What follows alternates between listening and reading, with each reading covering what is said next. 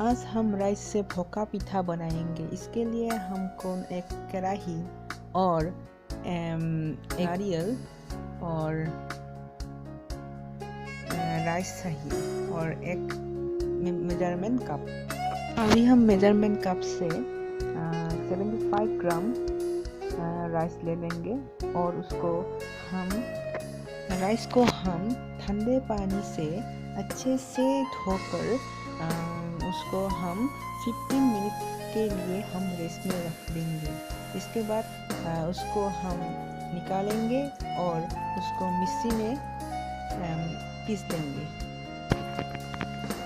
इसके बाद हम नारियल को मिक्सी पे पीस कर उसको हम थोड़ा सा हिला के भाजेंगे और उसको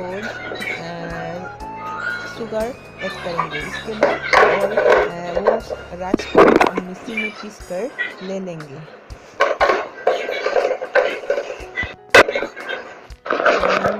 इसके बाद हम ये राइस को हम थोड़ा वाटर ऐड करेंगे।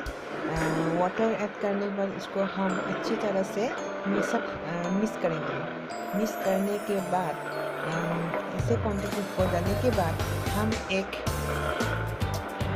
कढ़ाई या तवा ले लेंगे और उसको हम और इसके बाद हम उस मिश्रण को कंटेनर में डाल लेंगे और उबलते हुए पानी में वो रख देंगे। रखने के बाद 10-15 मिनट मीडियम आंच में हम उसको उबाल आने देंगे। 10-15 मिनट तक ऐसे ही उबाल आने के बाद हम ढकने को निकाल के देखेंगे। उसको हम एक चॉपस्टिक के मदद से देखेंगे हुआ या नहीं।